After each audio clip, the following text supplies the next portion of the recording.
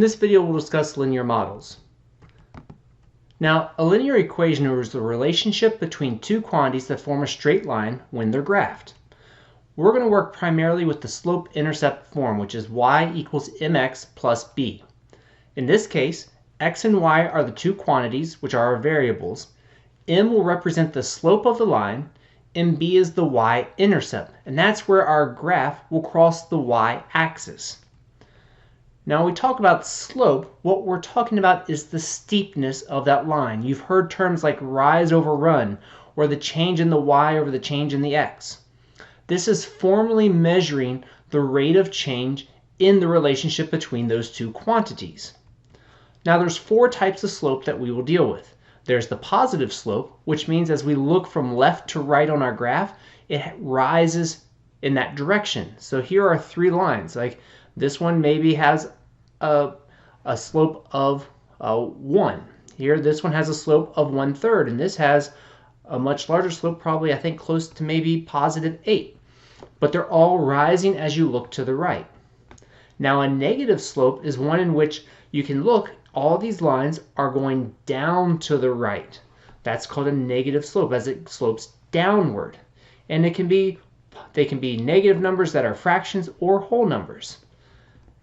Now, if you hear the word zero slope, that is one where the slope is 0. Our y values, if we look at any of the y values that we have of ordered pairs, they're going to have the same y. Now, that means when you solve formally for slope, that will mean you will have a 0 in your numerator, and there could be any number in the denominator. And 0 divided by any number always equals 0. When you write the equation of that line, you will just write y equals the y value from your ordered pair. The other type of unique slope is called the undefined slope. This happens when your line is vertical. And that happens because your x values are the same between any of the ordered pairs you may have in your set. In this case, when you end up with any number in your numerator and a 0 in your denominator, and that's undefined. We cannot divide by 0. If you think about it, I want to take 8 items and divide them into 0 groups. I can't put 8 items in 0 groups. I need some form of a group, hence why we call it undefined. The equation of that line will be written as x equals the x value from your ordered pair. So those two unique ones, just try to remember those whenever you see that happen. Now, if you need to calculate slope, we need two ordered pairs. And we're going to label them as x1, y1, and x2, y2. It does not matter which ordered pair is which, as long as you pay attention to always matching up the parts correctly. To find slope, we subtract our y's, and we divide that by the difference of the x's. And look, our x and y align vertically, so that's how we know we've put this in the correct direction. Again, it doesn't matter, I could do y1 minus y2 over x1 minus x2, as long as the parts are aligned vertically.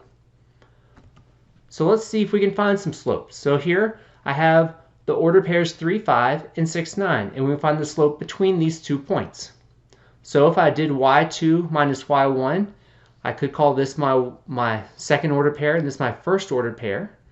This would mean I'm going to do y2, 9, minus y1, 5, divided by x2, 6, x1, 3. 9 minus 5 gives me 4. 6 minus 3 gives me 3. So that slope between those 2 points is 4/3. That means I would rise 4 and run 3 to get to that point. Now, I could also switch the order around, and this is what I want to show and make sure you understand. I could have done 5 minus 9 and 3 minus 6. That'll give me negative 4 divided by negative 3, and a negative divided by negative equals a positive. So either way, I end up with the same solution as long as I put them in the same order within finding my slope. If I wanted to graph this, I could also see what's going on. Here's my point 3, 5, and here's my point 6, 9 on the line. And if I look, I rise 4 and I run 3 to go from 3, 5 to 6, 9. Or in reverse, I go backwards, I go to the left 3 and down 4. That's the negative, negative. And I still get that overall positive slope. Now, what if I had this one, negative 2, 4, and 3, 4? If I put them in their ordered pairs and subtract them, I would have 4 minus 4 in my numerator, 3 minus negative 2. Minus a negative is same as saying 3 plus 2, so I have 0 over 5. But that wouldn't matter because 0 divided by 5 is 0. Here's a zero slope problem. And if I graph them, I would have a horizontal line through y equals 4. Now, the other aspect when we're dealing with linear equations is that plus b part. The plus b is our y-intercept. This means that is where the line crosses our y-axis. And in the formula y equals mx plus b, that's what the b is representing. So let's look at these 4 different linear equations and see if we can determine the slope and y-intercept. So what about our y-intercept? This represents where our linear equation will cross the y-axis. In this case, when we're using slope-intercept form, that plus b represents the y-intercept, where it crosses. So let's look at these 4 equations and determine the slope and the y-intercept. In this first one, our slope is the value being multiplied by x. That's 3/4. That means we're doing 3 rise, 4 run. And our y-intercept would be positive 2. So we cross at y equals 2. Here, in the second one, our slope of 7 means we have a slope of 7 over 1. Whereas our y-intercept, that's a minus 6, so we're going to use negative 6 on the y-axis. Here, this is a positive 4x. That would be a positive 4 over 1. Whereas this minus 12/5 is our y-intercept. And it's okay to have a rational number be the y-intercept, because not all the time will a line cross at a whole number or an integer. Sometimes it crosses at fractional values, and that's okay. In this last one, we have to pay attention to where's the x and where's the b. In this case, x is actually the second thing in this expression, and that's a negative x. What we imply there is always a 1 if there's no actual other coefficient being shown. So this would be negative 1 over 1. And then our y-intercept is the positive 5 that's at the beginning of the expression, so our y-intercept would be at y equals 5. Now, if we need to construct the actual equation of a line, again, you could see it as primarily as y equals mx plus b, but sometimes it might be y equals b plus mx. When we construct it, we first determine the slope. Sometimes it's given to us, other times we have to create it based on our ordered pairs. The second thing we will need to do is substitute one of our given points with the slope into our equation to determine the b value, our y-intercept. Then we can rewrite our equation with m and b. So let's look at an example. Say that I have the ordered pairs negative 2, 3 and positive 2, 1. And I want to figure out the equation of the line through those 2 points. Step 1, determine my slope. Well, we talked about slope before. It's the change in our y's over the change in our x's. So 1 minus 3, 2 minus negative 2. And pay attention that minus negative is the same thing as saying plus positive. So I have a negative 2 over positive 4, so negative 1/2. Now I'm going to use my slope in either of my 2 ordered pairs. I decided to use the second one because it's 2 positive values. You could have used the first one. It would do the exact same thing. So I'm going to take my items here and plug them in to determine the y-intercept. So the 1 from my y equals my slope, negative 1/2, times my x value, 2, plus b, my y-intercept. Negative 1/2 times 2 is negative 1. Now I need to solve for b, so I'm going to add 1 to both sides, and I will get that b equals 2. So now I have that my slope is negative 1/2, my y-intercept is 2, and I can use that back into my slope-intercept form. Y equals negative 1/2 x plus 2. Now what if I wanted to graph this line? There are 2 ways I could do it. One way is I could start with the equation of the line in slope-intercept form. I could plot my y-intercept on the y-axis, and then use my slope to create the second point. With 2 points, I can draw my line as long as it's a linear equation.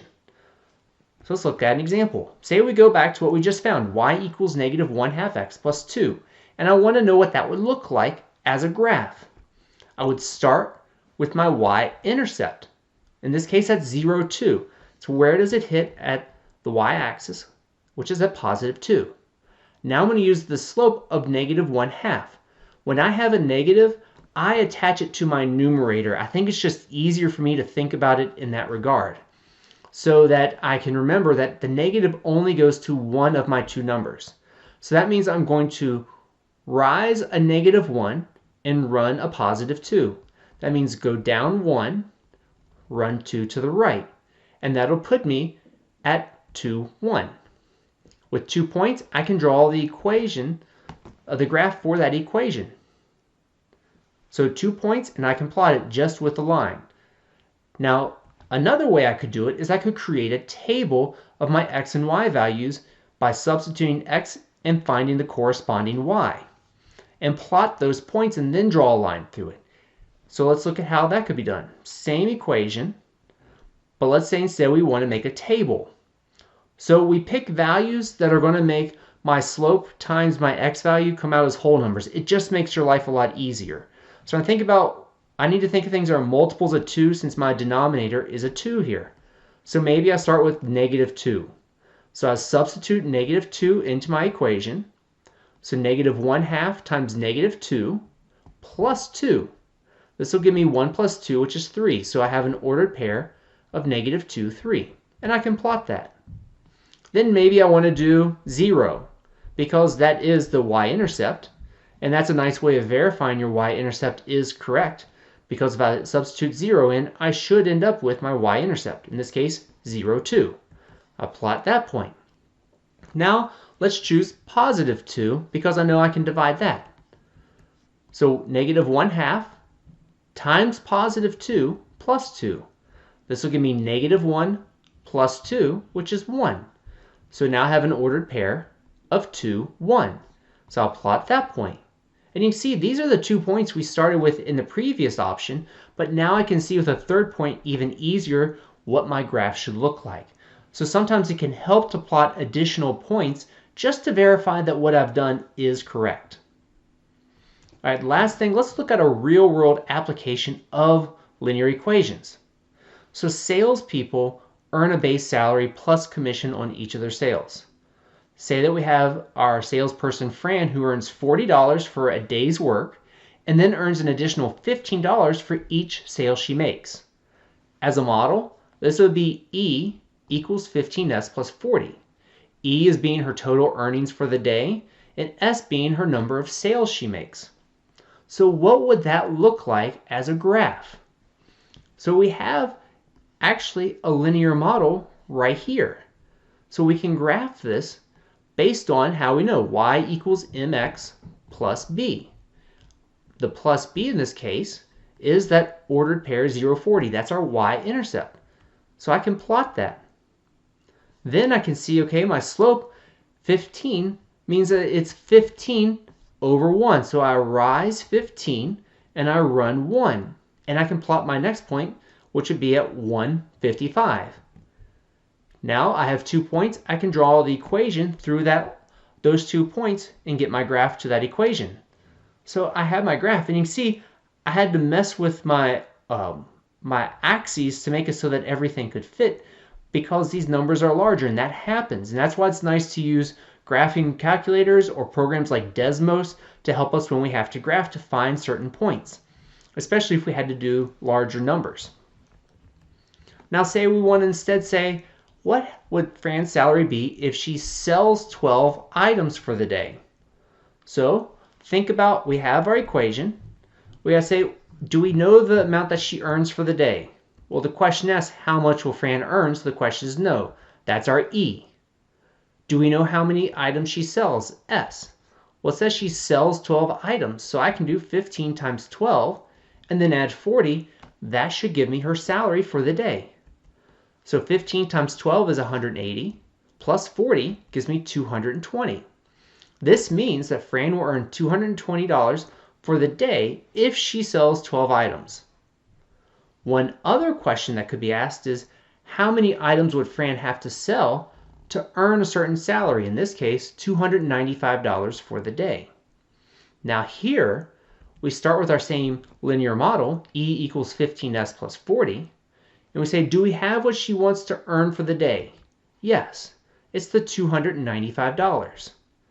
Do we know what she needs to sell? No, that's how many items. That's what we're trying to solve for.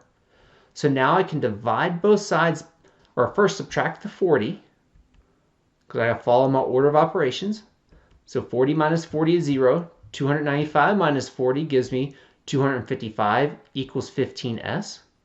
Divide both sides by 15. 15 divided by 15 is 1. 255 divided by 15 is 17. This means that since S is the number of items sold, that Fran will need to sell 17 items to earn $295 for the day. And that's how we can start to apply these problems in the real world and see that there are great applications for linear models.